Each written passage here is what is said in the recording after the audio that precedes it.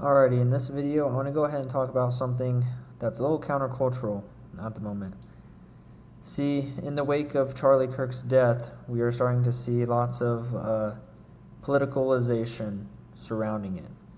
And honestly, this is coming from the wrong groups of people in more ways than one. You have the left, who is celebrating his death. You have some people on the right who are actually calling for violence in response to the left, physical violence. And then you have a third side, which is the Zionist Jew. And I want to be clear, not saying that all ethnic, genetic Jews are bad, they're not.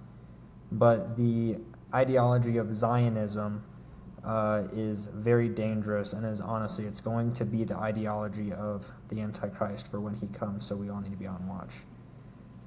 That being said, there's a fourth side that I think that we should start living in our day-to-day life. See, Charlie in his life never called for violence. He was aware of it.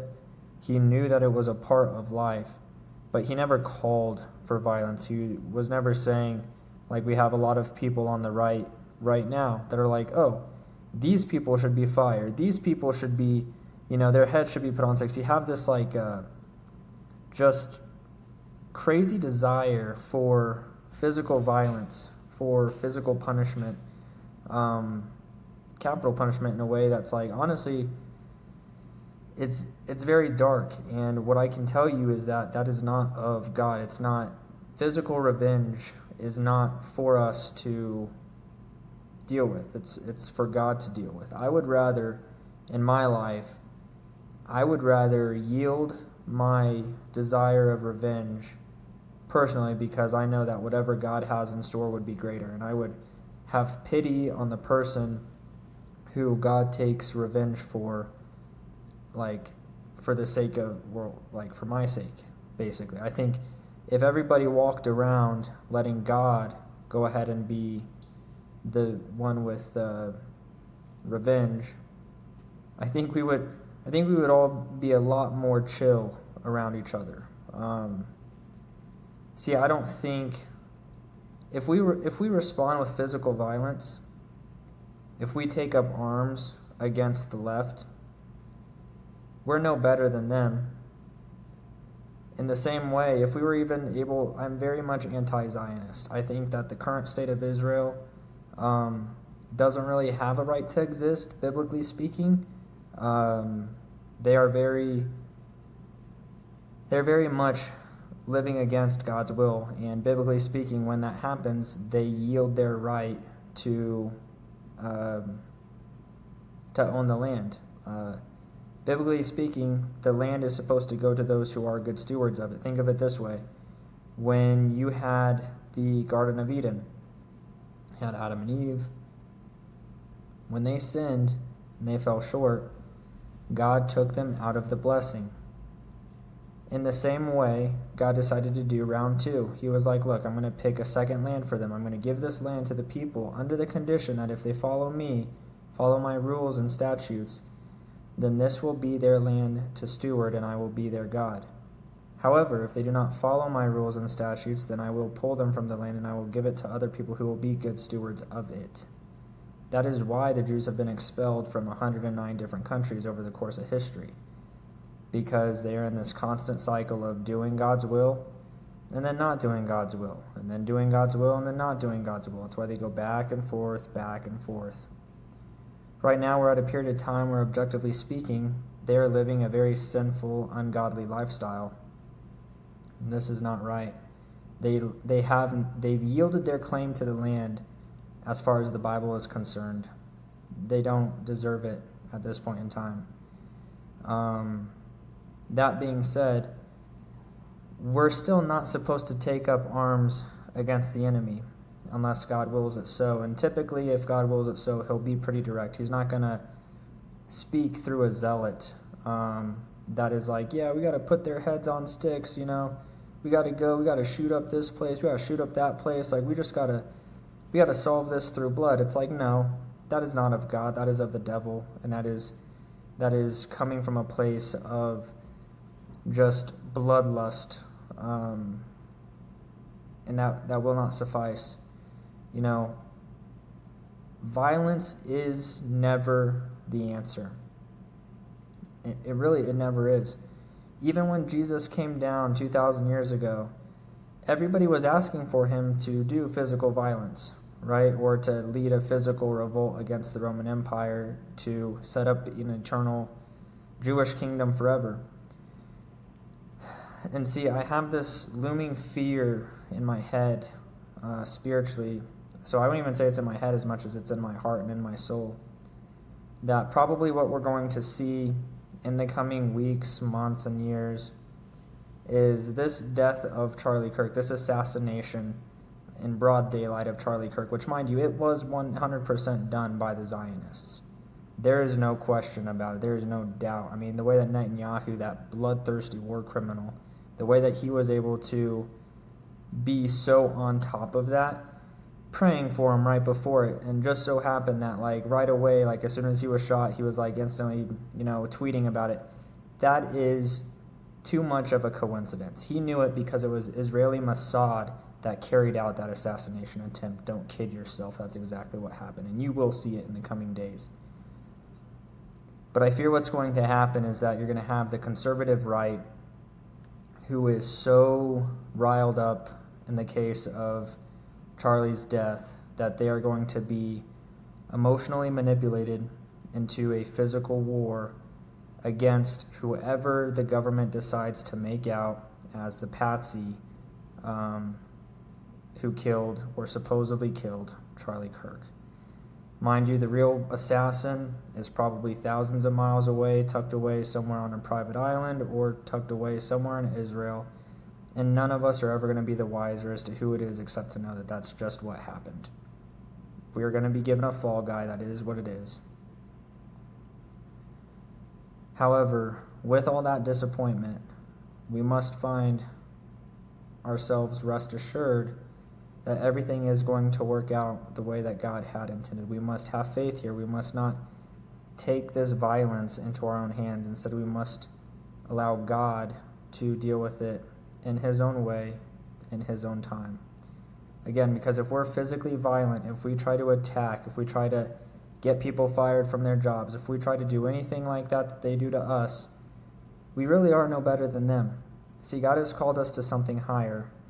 You do not return fire with fire. You do not return wrath to wrath. Instead, kindness. Instead, heap hot coals upon their head. This actually helps them. Pray for your enemies. Pray for those who persecute you. Do not fall into playing at their level by returning violence for violence. Eye for an eye. It is not worth it. Jesus himself said, okay, turn the other cheek. Now, this isn't to say, we're just going to go on and let these people, do whatever they want physically against us. Let these people kill us. No, that's not what I'm saying whatsoever. What I'm saying is don't allow this evil to scare your heart into a position of physical violence. Because, again, that's not our place. We are to be peacemakers. We are to love people, even our enemies. Enemy love is divine. Praying for those who persecute us, praying for those who attack us. Because ultimately, if we pray hard enough, if we pray with a pure enough heart, all of us collectively, turning our hearts back to God, we will be able to soften the hearts of our enemies. And I think it's something that we can all agree that at the end of the day, no matter how mad someone might make us, how bad someone may betray us, I think we can all agree that we would really love to see everybody in heaven when we die, even the worst of people. At least I know that I can say that with a pure heart. Even the people that make me mad, I don't want to see anybody eternally separated from God. That's why on earth, as Christians, we can be a light that can lift the darkness, so to speak, or at least cast out the darkness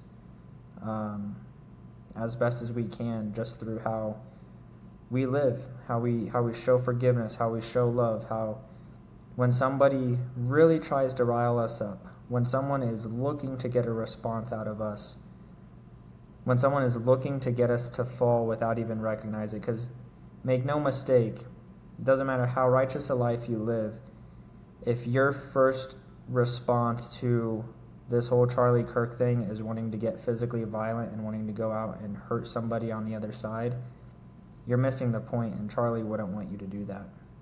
Charlie would want you to forgive. Charlie would want you to remember who he is, why he lived, why he said the things that he said. He wouldn't want you to use his death as an excuse to go let out a bunch of rage on some crazy leftist or make policies and rules that would disenfranchise the enemy. Because again, like, how would we be any better than them?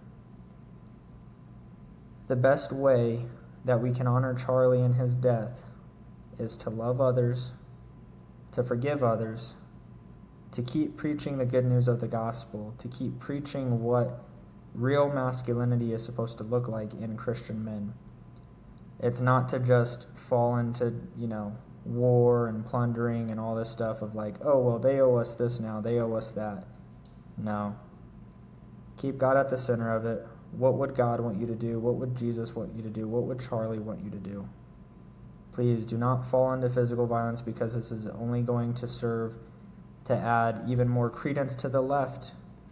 Now, mind you, the Republican and the Democrat, the conservative and the liberal, the cultural Christian and the cultural non-Christian, they are both being played at odds against each other by the Zionists. This is all by design.